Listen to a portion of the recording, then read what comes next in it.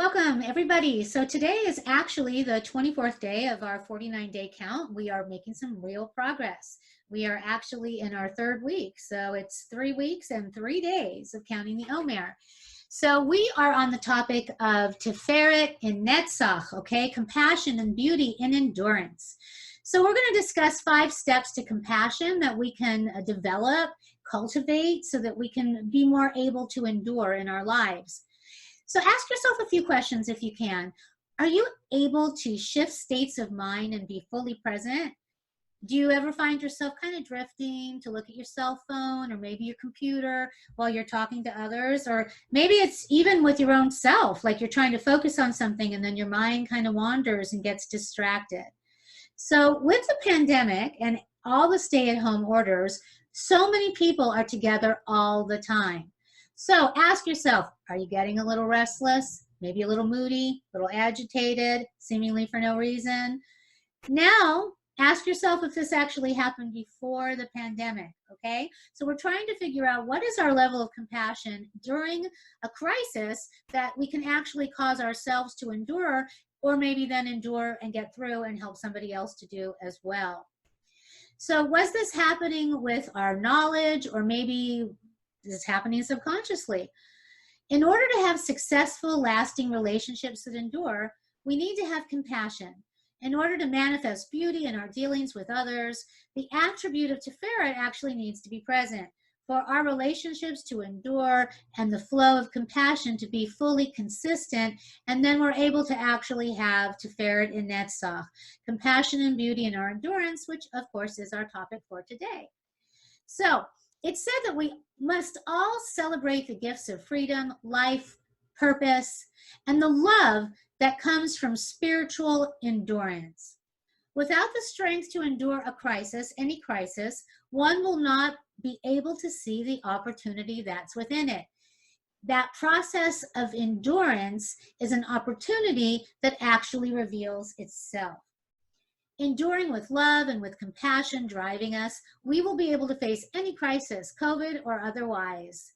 When we approach any situation with compassion, we will manifest the strength not only to overcome it, but to transform it into the opportunity that's actually hidden within it for greater connection and greater growth.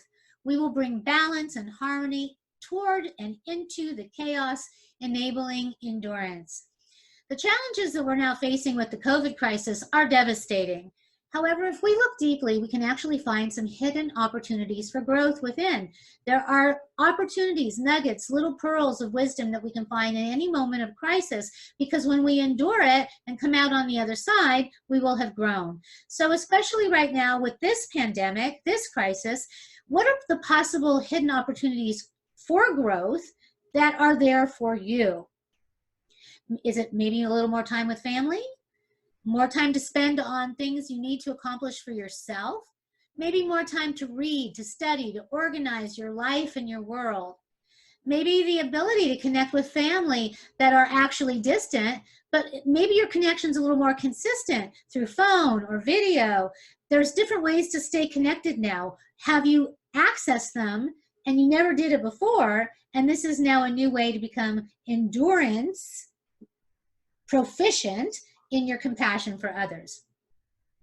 Now, some of the things that we once took for granted are suddenly becoming more important, and we are having the opportunity with time and new technology to be able to make a difference in ourselves, or different in our connection and our compassion, and a difference in the way that we're able to communicate and connect with other people.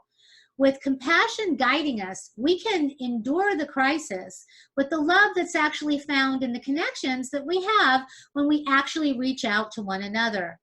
And also when we come up with new and creative opportunities to share. We are all having the opportunity to grow and to evolve way beyond where we were prior to the COVID pandemic. Philip Sidney said, "It is the nature of the strong heart that, like the palm tree, strives ever upwards when it is most burdened."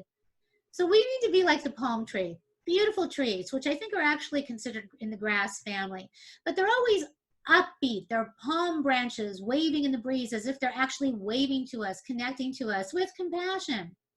So the times that we feel most burdened, most challenged, and frustrated are actually the times that we have the most opportunity for growth.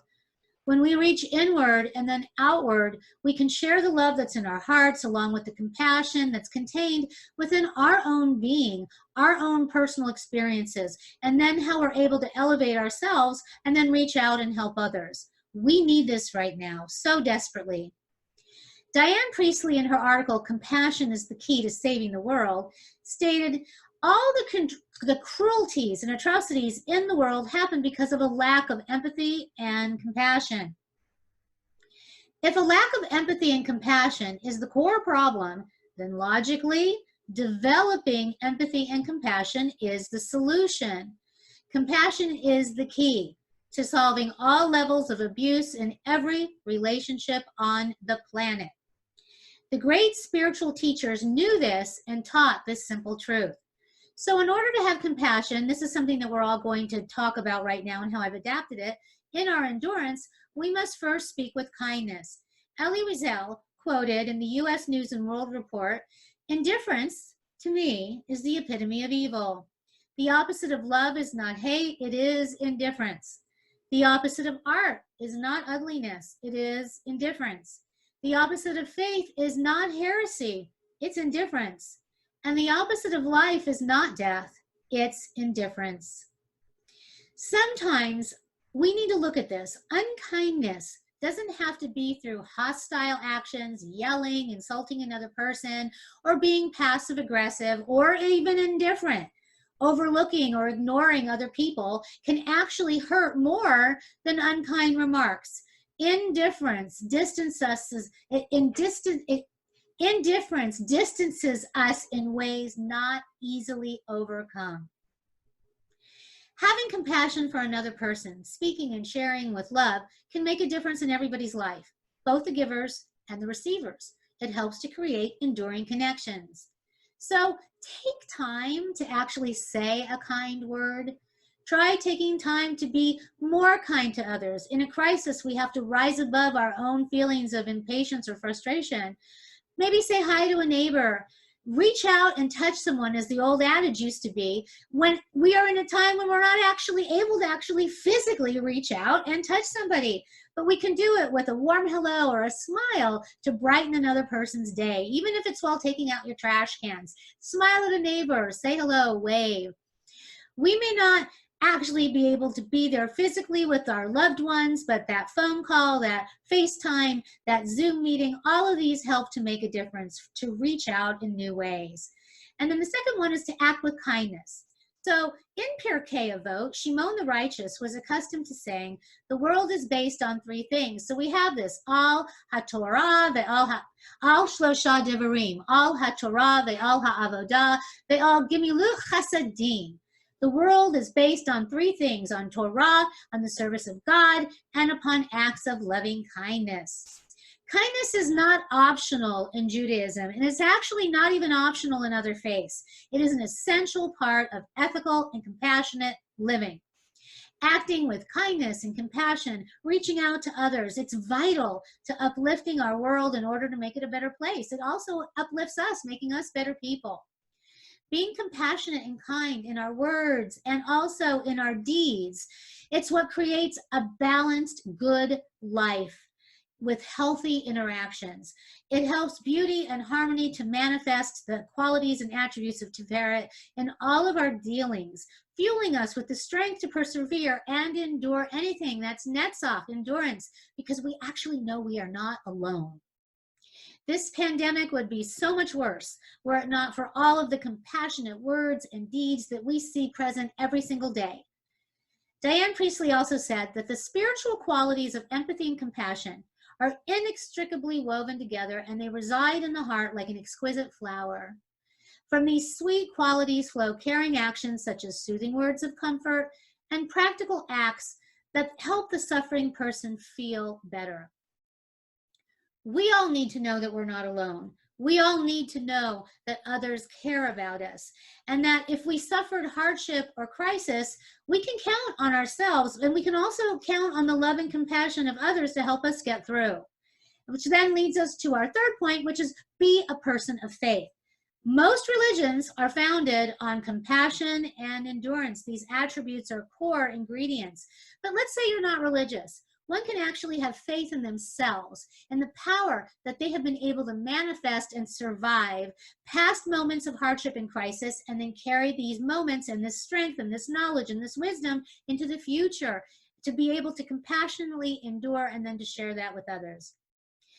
Many feel that God's infinite compassion is great and a source of great comfort, but by the same token, when we can just be human beings that are compassionate for one another, we can then help in these ways that are divine-like, but mostly coming from a space of human kindness, from one person experiencing life's hardships and then sharing with another compassionately so that everyone can endure. So that leads us to number 4, which is cultivate compassion. In order to do this, we must own our own pain. Compassion, wherever we can get it, promotes bonding, intimacy, and a deeper connection between all living beings. And we've discussed this before. That's between humans, but also with pets. You know, people take care of their pets. They get a lot of compassionate exchange, both in giving to them and receiving the love that they have to share with us. Everybody needs compassion to be able to endure life's atrocities. The ability that we have to cultivate compassion comes from actually being able to endure life's pain and endure and overcome life's obstacles. Because the more that we endure, the more we grow, the more we are able to understand ourselves and one another, then the more we're able to give, the more we can share, and the more that we're able to uplift both ourselves and the other person and the interactions that we have between each other. It's like, I want to say, a circle of growing and glowing. So think of it as a movable circle, like the circle of life, where we grow and then we glow, we radiate, we learn, we endure, we overcome. And then the light that we radiate from the wisdom that we've acquired serves to then illuminate and uplift and elevate another person who is in pain. We go round and round and round in a circle of pain, a circle of growth, endurance, and then ultimately illumination, which can then be shared with others who will then hopefully go on to do the same. They will have their own cycle and circle that they've gone through, and they'll be able to pay it forward. We can be compassionate with others because we recognize the pain. We have been there. We get it. Think about the times that you've suffered, and the knowledge that you acquired then helped you go through a similar situation with another person to be able to help them see where they're at, be able to give them compassionate advice because you've been there, and then you enable them to be able to endure. Maybe, you know, some of the times this has come up that you might be able to relate to are the loss of a loved one, maybe challenges with a child, maybe difficulties at work or in a relationship, a marriage. Recognizing our pain helps us to see it in others. Getting through moments of suffering and loss helps us to be compassionate, empathetic, and sympathetic to others, giving everyone the strength that they need and the will to endure. In a sense, we fortify each other, something that we have seen so prevalent during this current pandemic and other crises that have happened before it. So when we see that we are in a moment of crisis and we actually get through it to the other side, there's something more valuable. We've learned that we have been able to raise ourselves up another notch in our soul's cocoon, in our existence, in our evolution, and hopefully our interactions with others, and then hopefully our planet as well. But it first starts with number 5, which is knowing your own worth. One thing this pandemic of COVID has proven is that human life matters most above all. It has leveled humanity across the globe. We don't need wars. We don't need hunger to wipe us out. We have a virus, an unseen enemy far greater than any man-made war.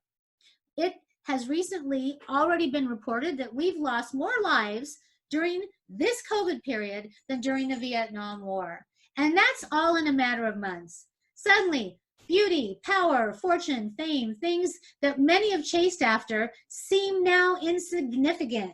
Everyone has been humbled to the point that toilet paper and hand sanitizer is sought after with the same or even greater zest than pursuing gold or diamonds or material wealth. Even our stock market has gone awry.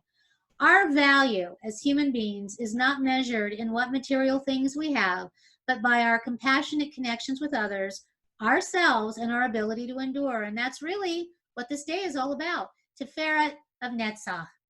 So as you progress through it from sundown tonight, all day tomorrow, think about new ways to share.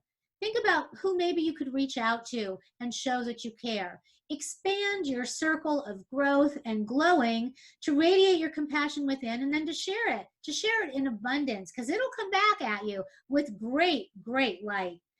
It is what will make you worthy, capable of true love and beauty, with the endurance to actually overcome and endure anything. Remember, at the end of our days, whenever that is, and we realize now with this pandemic, it could be at any time, we cannot take our wealth with us. It is the beauty of our actions, the kindness and compassion of our words, and our dealings with others that will endure long after we are gone. So please tune in tomorrow for day 25. We get a double portion of Netzach in Netzach, a double dose of endurance in endurance, and this is what's going to help get us all through. So may you be safe. May you have compassion in your hearts and the ability to share with others and endure. See you tomorrow.